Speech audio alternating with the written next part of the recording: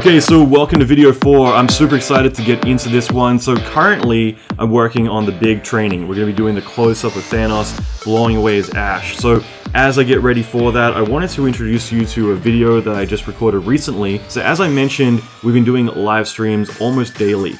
And one of the subjects that came up was, what steps do I need to do to become an effects TD? So through this, what I'm going to be covering is going to be a lot of concepts around why being an effects TD is probably the best role that you can do in visual effects, a lot of the pros and cons about it, as well as how you actually go into that role. So I want to set you guys up and also educate you about the role of an effects technical director and why personally I think it is the best role to be in visual effects from a money standpoint, from a job stability. In other words, you're least likely to ever get let go. And on top of that, and of course, why it's in high demand and low supply. In other words, it's not as competitive or oversaturated as modeling or roto or a lot of other areas that are a lot more competitive can be. So there's a lot that we get into and I wanted to share these concepts with you. Keep in mind that I'm going to be doing live streams daily, so I'm trying to give as much information and as much value to you as I can throughout this course. So keep that in mind, and tomorrow I'm going to be posting the big one. We're going to be shifting into the close-up shot of Thanos, and we're beginning to really level up everything that we've been doing so far. So I'm excited for that. Bear with me, I'm going to be getting you that video right away. But for now, let's dive into this video. I remember looking on the internet, like I wanted to get into effects, like this is back in the 90s, but for me I wanted to get into effects and I didn't realize like you could do this full time, right? 3D was 3D. It meant that you animated characters, you created textures, you did modeling, you did all these different aspects. And I never thought I would be lucky and fortunate enough to be able to literally blow things up and do character effects and floods and tsunamis and all this cool stuff full time, dedicated to just that. And I remember looking around trying to, early on trying to figure out who I am, where I wanted to be. And there was this guy, Michael Comet, and he was a technical director. And he wrote an article in the 90s somewhere where he mentioned what a technical director was. And this is someone that was an artist, and they were also an artist, but also a technical person. They were a programmer as well. It kind of bridged those two technologies together.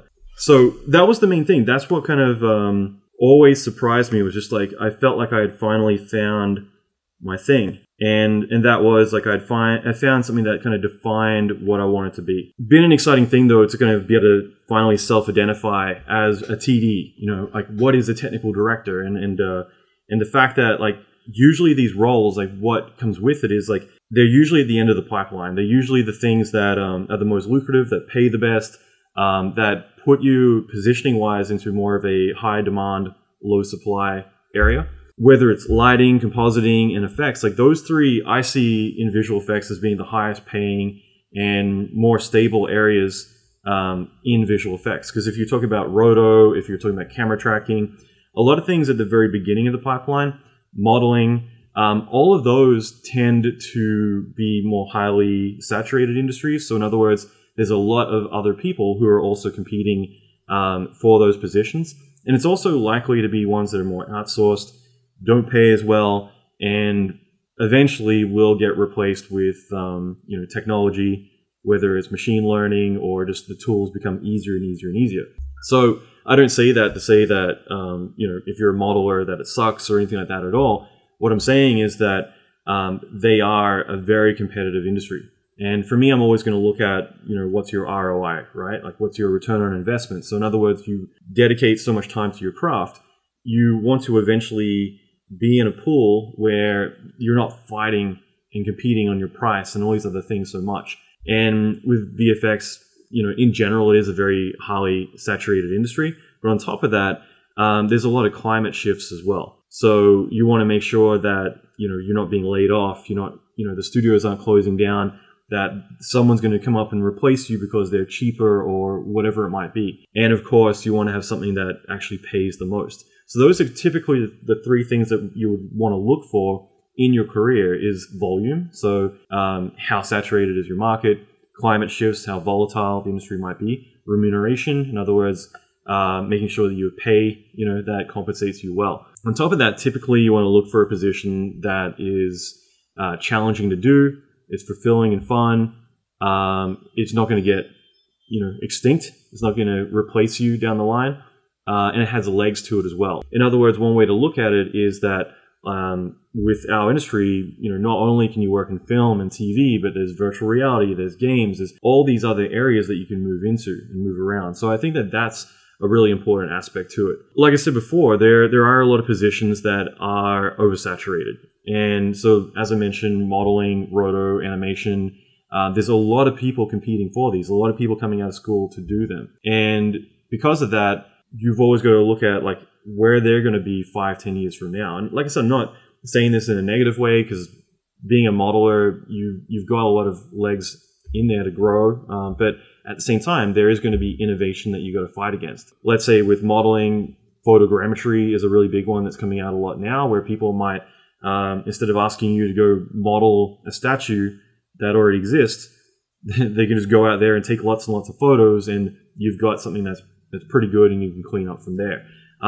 At the same time, with animation, it would be performance capture and all these other things. With roto, let's say, you're going to look at automated roto. In other words, with machine learning, with new paint and different technology, LEDs that are coming out, it's not as necessary. There's a lot of tools that are going to help do all these things. It just makes it very hard for you to stand out when you are in competitive fields where there's a lot of people doing them, when there's a lot of technology shifts along the way. And so, like I said, and I want to reiterate that, it's not to say that any of those positions are bad, but I'm always going to look at the positioning overall, like what compensates, what there's less competition, all these different factors. With being a technical director, and this is why I want to say like how much I love our industry and what we do, typically there's compositing, lighting, and effects. Those are the three most lucrative areas within visual effects, as well as being the highest in demand. So in other words, there's going to be a lot of those jobs around. There's going to be less people who are at the right level to fulfill them. And because of that, it means that you can command higher fees, and you typically get to be a lot more hands-on. If you look at lighting, effects, and compositing, they're all at the end of the pipeline. So in other words, what you're doing is you're typically the ones finishing the shots. And so for all of these, you'll notice that compositing, lighting, and effects, there are compositing technical directors, there's lighting technical directors, and there's effects technical directors. And typically in each of these roles, you know a little bit of each. Like if you're doing effects, you need to know some lighting, you need to know some compositing. And if you're in compositing, you still need to understand effects a little bit, and you also need to understand, how to communicate to the effects people and what elements you're getting back. And that's why also a lot of compositing packages now have particle systems and other things. If you look at Nuke, Eddy is now becoming a substantial element in there. Industrial Light and Magic, Weta, Framestore, they're all starting to use Eddy as a fluids tool inside of Nuke to do a lot of fluid sims. So it's becoming really interesting. Lighting, same way. You don't typically create effects, although I do know a lot of lighting or scene assembly artists who will create basic effects elements. But typically you need to be able to bring in VDBs and other assets and know how to light them, tweak the Raymarcher shaders and all that kind of stuff. So it's just important that with all of these, they kind of feed off of each other, and you all need to know each of these areas a little bit. But that's where you can specialize and you become a compositing technical director rather than just a straight up compositor. And all that means is that you're moving more into an area where you're able to bridge scripting or more the technical side of things, even if it is just like color theory and things like that, the color science, being able to bring all this together to be able to understand what you're doing. With technical director roles, there's pay. These are more higher in demand positions, so because of that, TD positions pay a lot more. So I've mentioned this before, you can get paid $100 an hour. You get paid more than that. I know like senior effects people being paid $150 an hour. That's the same for compositing, it's the same for lighting, that's the same for effects. Now, at the same time, I want to be clear that when I say this, what I'm doing, I'm communicating, there's no ceiling really, or if there is, it is more about the 100, 150 mark. I'm not saying that, right off the bat, if you're a TD, you're going to be able to command $100 an hour. I'm saying that there's really room to grow all the way up to there. But if you're being paid $50 an hour, if you're being paid $70, $80 an hour, that's freaking great. Like, honestly, that's amazing, and you should be proud of that. But these are the areas that there's growth. Because I've had a lot of people contact me who are saying, should I do, and this is where I feel like a lot of people don't understand all the disciplines well enough, where they say, which should I do? Should I be a lighting artist or a roto person?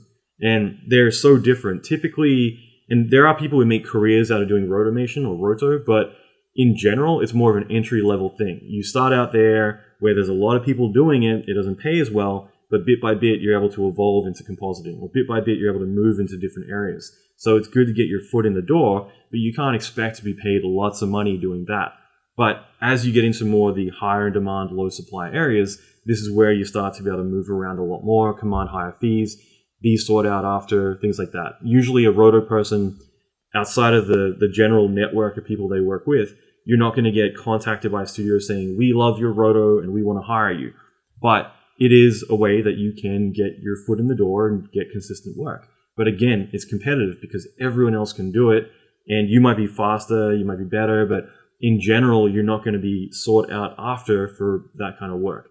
So this, again, is something that I just think is really critical to understand, that if you were to look at this like a circle, these are the surface level, these are the entry level ones, and what you want to get to is the core position at the very center.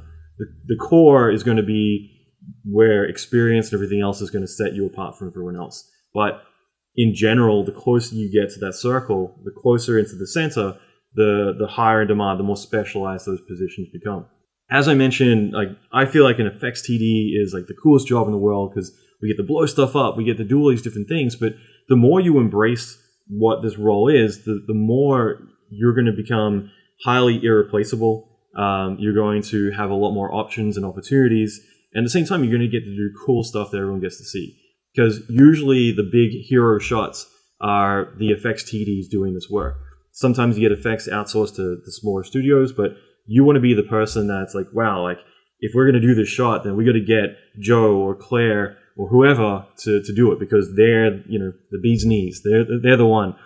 I've always found it really difficult to find good effects TDs. And like, this is something I've talked about inside of my effects TD mentorship, has always been that I want to recommend people, for jobs. And typically, and that's why I created the mentorship in the first place, is because it's been so hard to find good effects people. It's been a really difficult task to do.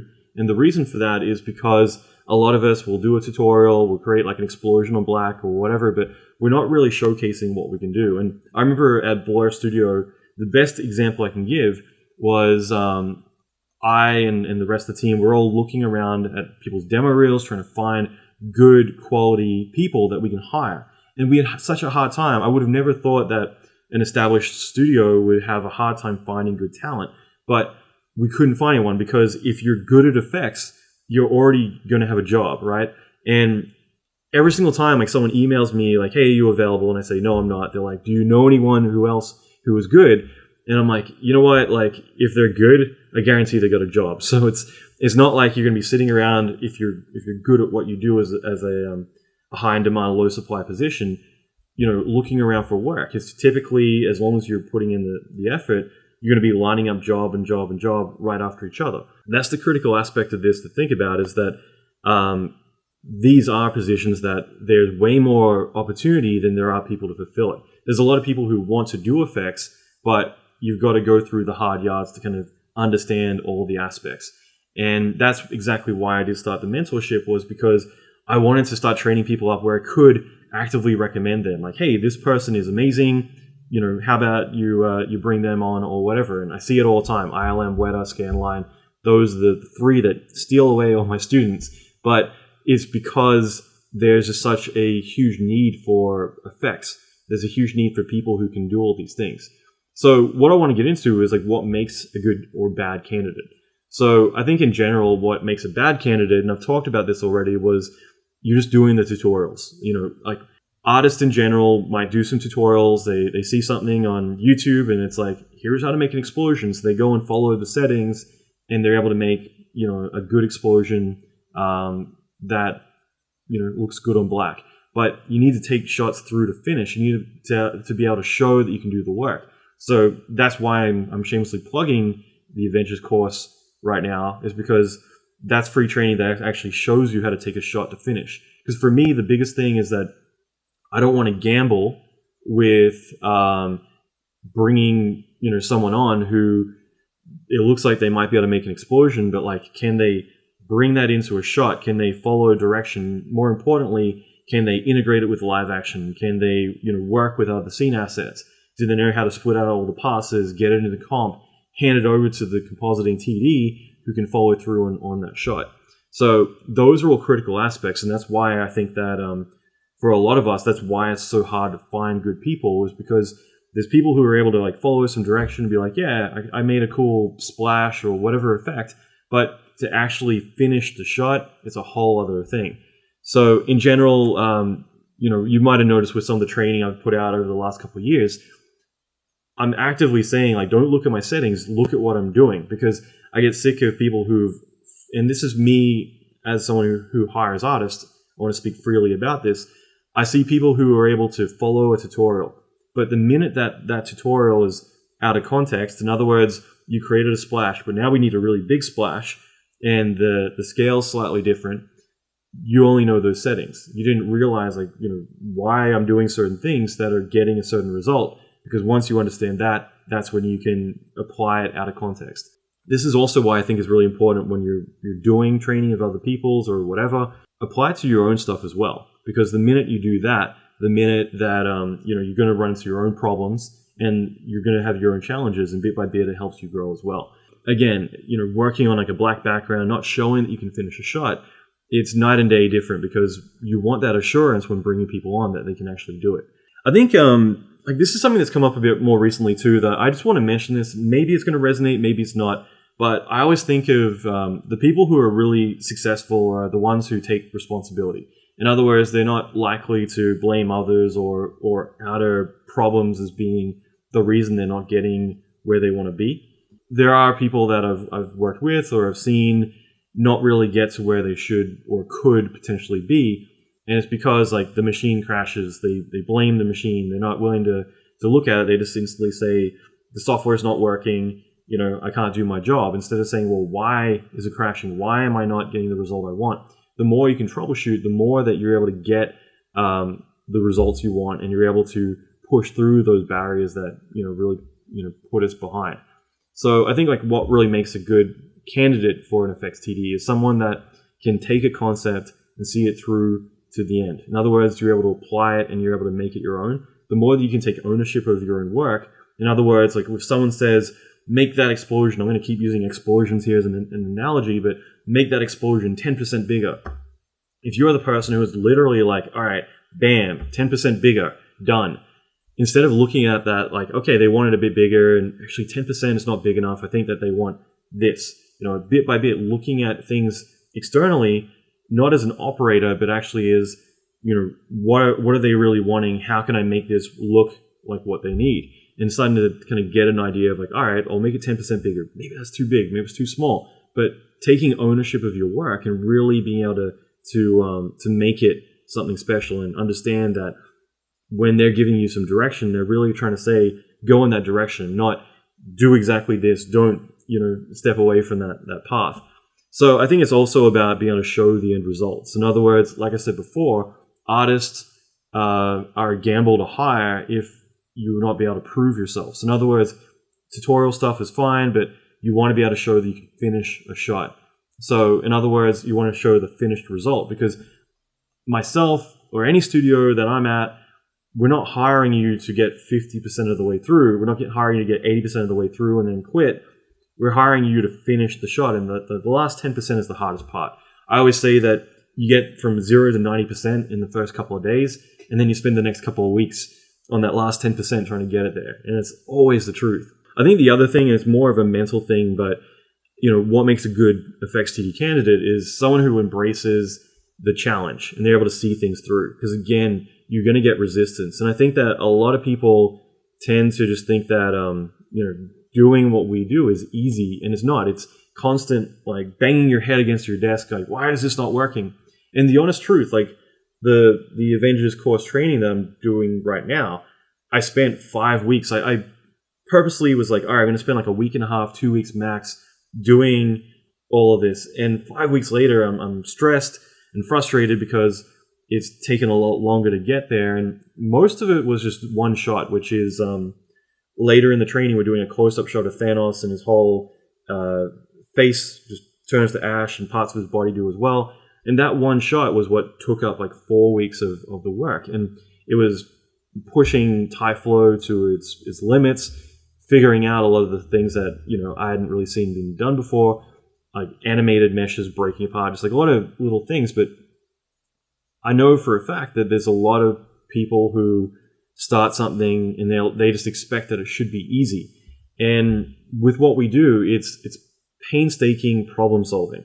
And visual effects is one of those industries that it isn't like there's never you don't do a shot and you're like, great, now I figured it out for the rest of my life and I can do it the same way every single time. There's always going to be things that are going to go wrong. There's always going to be crashing. There's always going to be this worked in this context, but this is slightly different and a whole different challenge. We're always trying to figure things out. So what a effects TD is someone who is good at problem solving. I did have one student in my mentorship who very early on communicated like, I'm not a problem solver. I don't want to problem solve. I want to do this course and I expect that I just have to hit a button and it's done. And that was one of those things where it's like, well, that is what an effects TD is a problem solver. And if you were to get a job, if ILM, if Weta, if anywhere were to hire you to just hit a button, it exists. Like there are going to be jobs out there that potentially you could just get that job, hitting the button. But the thing is that you're highly replaceable. Like nothing about you is going to make you special in that regard, because what if someone else can hit that button better than you? Or what if they can press that button cheaper than you?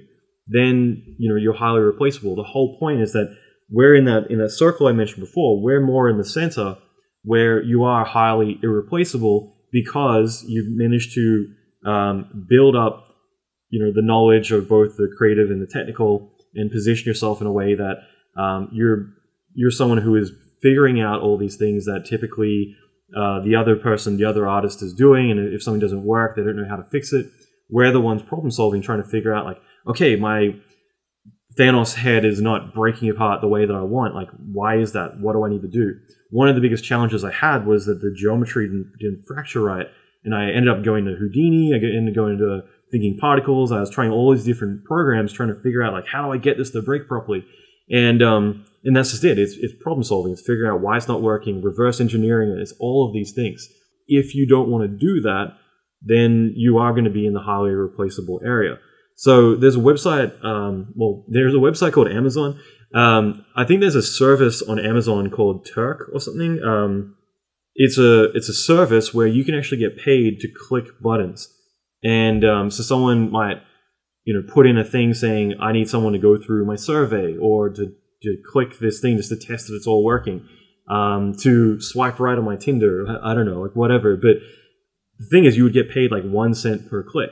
So you'd be doing this all day long. And there are people out there, I guess, making a living like clicking the thing. And that's cool. But that person is very replaceable. But there is always going to be stuff out there. What we want to do is position ourselves in high demand, low supply, in lucrative, fun positions that are challenging and don't have that roof allowing us to evolve and evolve. So if you're making 50 an hour, awesome. 70 an hour, awesome. If you're eventually moving up into the real rock star area where you can command higher fees like 90, 100 or more, that's amazing. It's not as common, but it is completely possible. And it's all about the positioning and all the things that you're doing and where you're working as well. What software you're using, all of these different things that play a factor. Like I said, I want you to be able to see a shot through from start to finish. It's very critical to what we're doing. One of the big things is I get asked all the time is like, can I be an effects TD? Who can be an effects TD? And realistically, anybody can.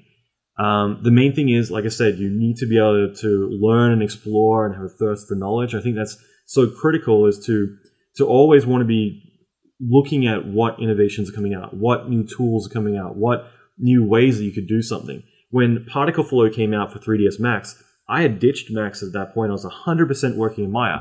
And then P-Flow came out, and it's like, wow, what is this cool tool? So I ended up moving to LA. I remember I was sitting on a couch.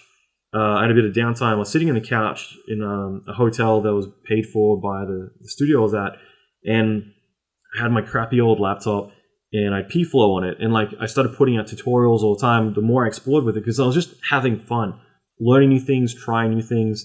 And it was just really cool. Just the more you messed around, you might be like, how do I create like electricity? Or how do I create fire? How do I do this? How do I do that? And the more that you mess around, you come up with really cool concepts. And that is something that you put in your pocket. You're like, all right, now I figured that out.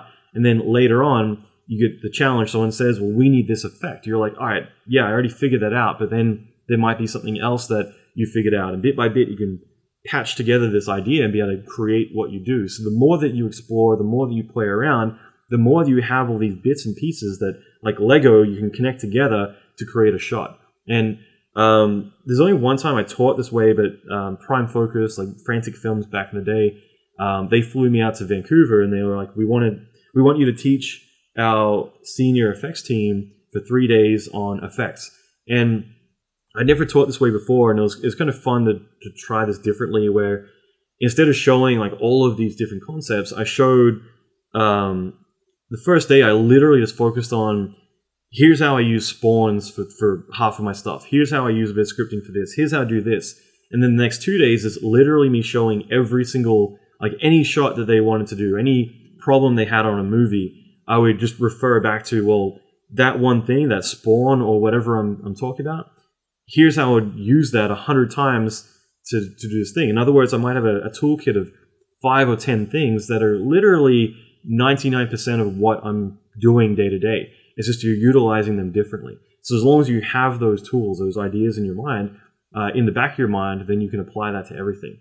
So hopefully that makes sense, but this is all about the exploring. And like I said, the problem solving is part of it too. So the more you play around and have an open mind, and the more you welcome challenges, the better off you're going to be doing. Anyone can be an effects TD. One thing that I'll touch base on for a minute, because this is the key thing that most people have a problem with, is like, well, I want to be a TD, but I'm not good at math, or I don't know math, or I hate math, right? And I want to make this crystal clear to you guys. I quit high school at 13 years old. It was my second week of grade 9, and I barely even was going to school from like grade 4 onwards. So if anyone is illiterate, is this guy right here, okay?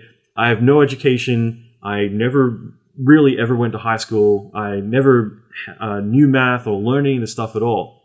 But what I did have was a passion for art. And I love this stuff, and I was willing to live it and breathe it and absorb it and live in that environment all the time. And when there was a challenge, that was what sparked interest in me. I still remember being like 17 and trying to explain to a girl why I was fascinated with clouds, because clouds are a non-polygonal object. You can't, this is so bad, so embarrassing. Clouds are not a hard surface, so it's very hard back in 98 or 99, like, very hard to create in 3D. So I'm always fascinated by clouds and blah, blah, blah. Sounded like the biggest nerd on the planet. And that was me, right? So that to me, realizing, I embarrassed myself by saying something like that, but that was the truth, is that for me, the things that were hard to do, like fire explosions and all these other things, they were the things that for me were like, all right, I got to conquer this. And that's why I got into tutorials and training and sharing, because I love to explore. I had a passion for it. I wanted to play around and resolve these things that a lot of time I found just to be really intimidating and hard to pull off. So hopefully that makes sense. Learning through embarrassing yourself is the best way to learn. So hopefully that makes sense, that having that pursuit, that interest is really what's going to drive you, and being fully immersed in it as well. But math is not a factor of that. I have learned a bit of math over time just because Maya, things like that, I needed to, do that. But like, honestly, I don't know math. I know of math, but that's it. At the same time, like, I was having lunch with the visual effects supervisor for Animal Logic in Vancouver. They were doing Lego, the latest one. And I thought it'd be interesting to see what his opinion was, knowing that he manages like 100 Houdini artists over there. And I was like, do you mess around with Vex? Do you know a lot of math? And he's like, I never use Vex. I've hardly ever even touched it in my life. And he's like, there's people on my team who are just ninjas of that stuff. But me personally, I'm an artist. I'll get it done. And he came from a Max background, so he still, will work that way. he said that knowing 3ds Max made him a better Houdini artist because it meant that most of the time people are learning or doing things, in this ultra technical way. And realistically, as an artist, you're like, oh, I just plop all these things down and bam, there's my effect, and goal is control. But instead of doing it mathematically and correct and not having the control we have as artists. So it's just interesting to kind of look at it from that perspective. But it's proof right there that you don't need to know all this stuff to be able to pull that off. Okay? If that's ever the thing that's like the obstacle that's holding you back, right? Realize that as an artist, you can do all this. And in the FXTD mentorship, I know Ben, I'm not looking at the chat right now, but Ben and a few of you guys, can probably vouch for this, is like the first thing we do is we do a lot of scripting. And like literally the first lesson, I'm like, all right, the entire year we're going to be doing effects, but these first few lessons we're doing scripting. And the reason for it is because I want you guys to realize it's not as scary as it sounds. And at the same time, like for some of you, you mightn't get it, mightn't click right away. But that's cool because you go through the training and then afterwards you continue into effects. We're blowing things up, we're creating tsunamis and killing vampires and doing all this cool stuff. But that information is marinating in the back of your mind. And then one day you wake up and you're like, oh shit, I know Kung Fu all of a sudden. Like it clicked and now I know scripting. And it happens all the time. But the key thing about it is that the way that I'm approaching scripting is the way that the way that I've struggled with scripting, right? Because whenever I've gone to like, I want to go and learn to type in Mel-C or do all these different things, I watch a tutorial, I buy a DVD on training or whatever, and at the very beginning they always say, this just requires like, just basic high school math. That's all you need to know. And I'm like, all right, I think I can do that. And this is me like 10 years into VFX. And I have no idea what's going on. Like the stuff they're throwing up is hieroglyphs, and I've got no idea what the hell anyone's saying. And the truth is that it's because programmers are going to make training material for programmers. They're not making material for artists. So in the mentorship, what I do is I teach you how to learn a script as an artist. And then you start to realize like, wow, this is actually really easy because we're not doing math, and we never do any math in the entire time. Because what we're doing instead is I might say, like very first lesson, here, let's model a rock. So we go and we make a sphere, we put a displacement map on it, we put some shaders on it, we do all these things, and we have a rock. And then I say, great, now let's move it to the side, let's script a rock. So what steps did we do? Because this is what we're doing as a TD. Like whenever I start an effect shot, I'm doing, like on pen and paper, I'm writing down my steps. I'm not saying, great, let's get ultra technical. I'm saying, okay, well, what are the challenges? I'm going to have to figure out this, and this. For me, with scripting, it's the same thing. Well, I modeled a rock. How do I do that with code? Well, I got to make a sphere. Okay, sphere. Hit enter. Sphere got created.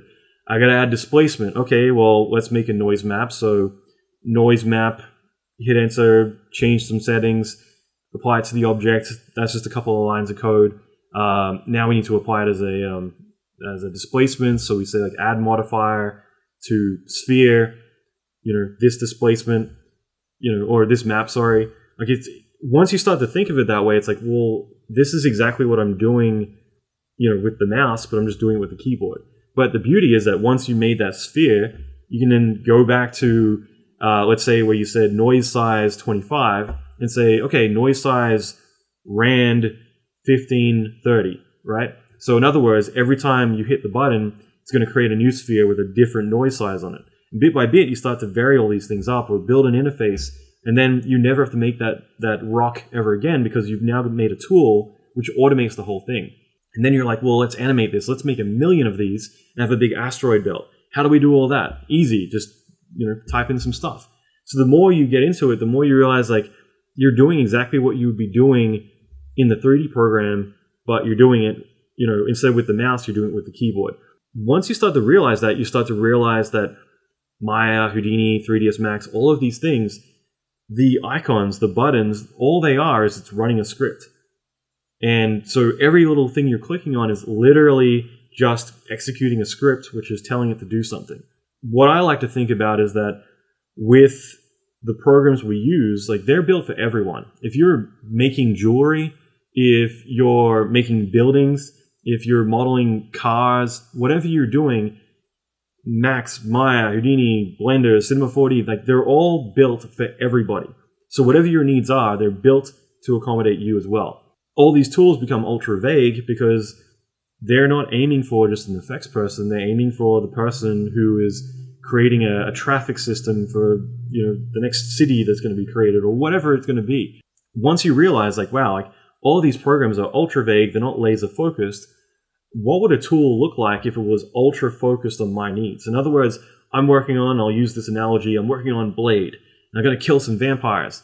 What if I loaded up Maya, and Maya, instead of having all these different tools for cloth and all these things that I don't need, what if it specifically was designed just to kill vampires? And I loaded up Maya, it had the kill vampire button, it had make ash bigger or smaller, it had submit your render passes to the farm the exact way you needed, all of these different things. This is exactly what you can do by customizing and creating your own tools.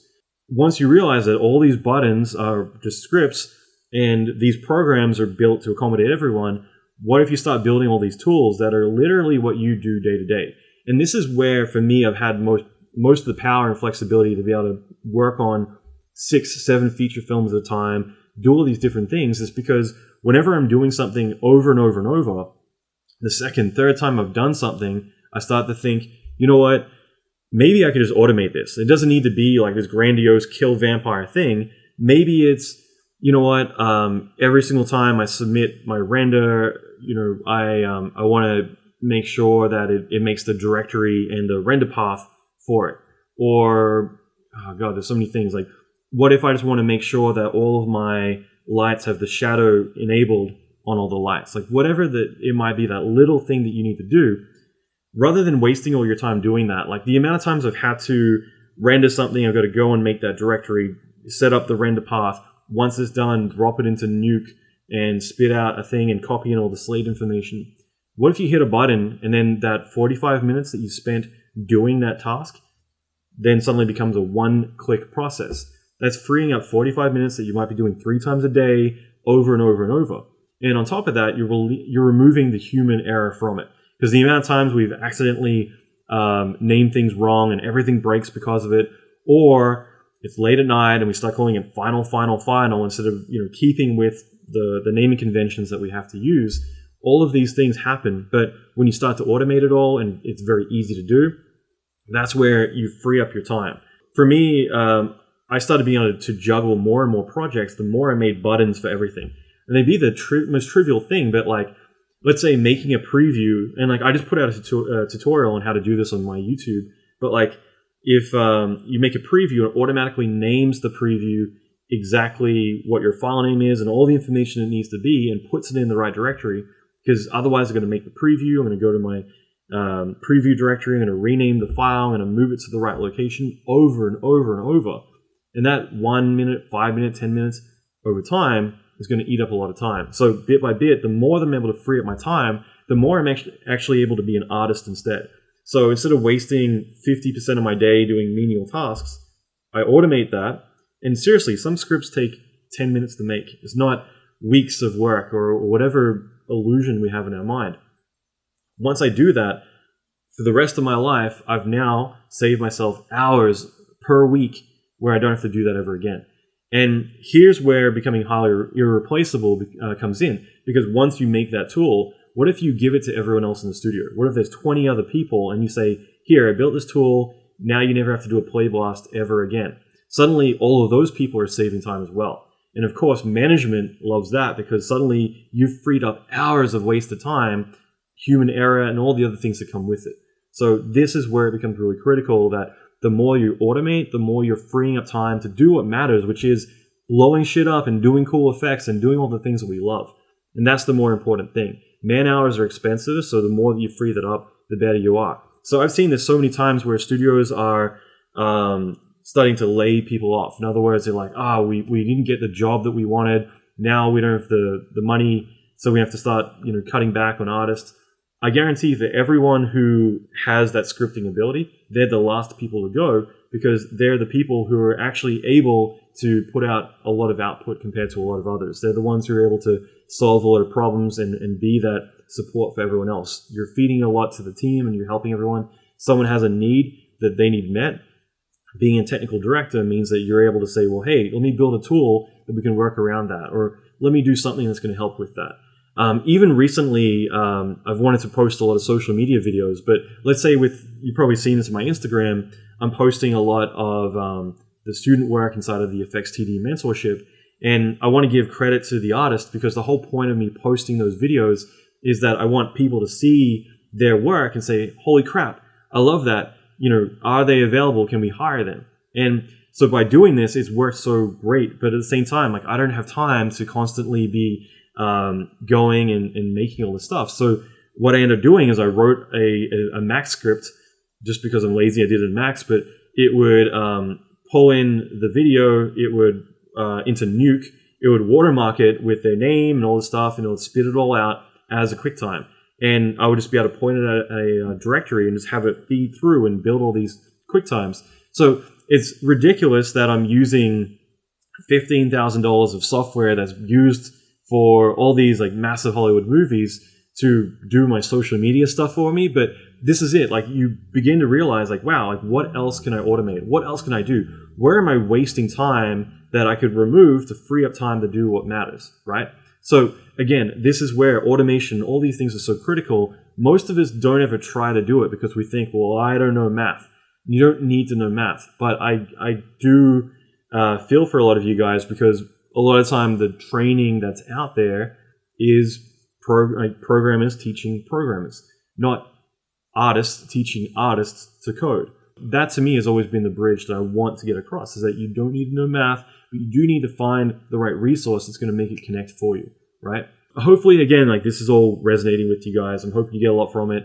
I want to kind of just open your mind to the fact that anyone can be a TD, but be prepared to be a problem solver. Be prepared to learn to immerse yourself in this stuff. But also on top of that, realize you don't need to know coding and overcomplicate things. For anyone who's learning Houdini, I touched on Vex earlier, and I think this is a really critical thing, that knowing, once you know the concepts of 3D, you can apply it to any software package.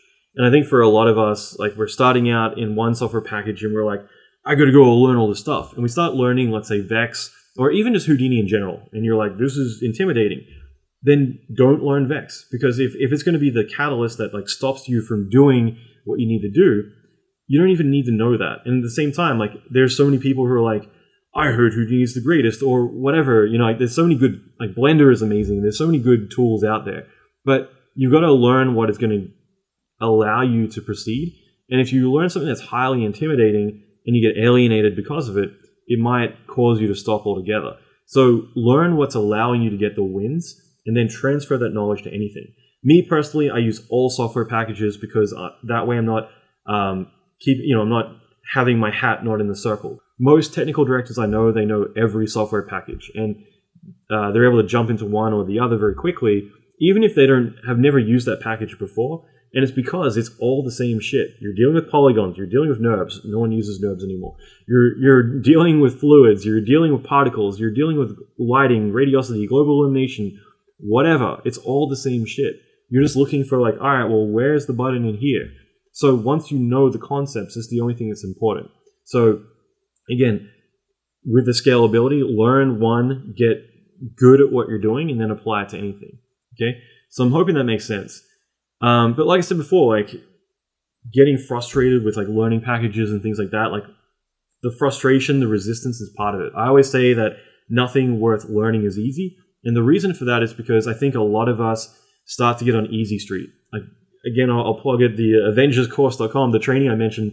What I was trying to get at was that it's 10 videos, and I put it out. I saw someone on Facebook comment to someone else saying, it's 10 videos, and do they all have to be an hour long? And I couldn't help but comment on that, and there's a reason behind it. And the reason is that I think for a lot of us, we're looking for the shortcuts.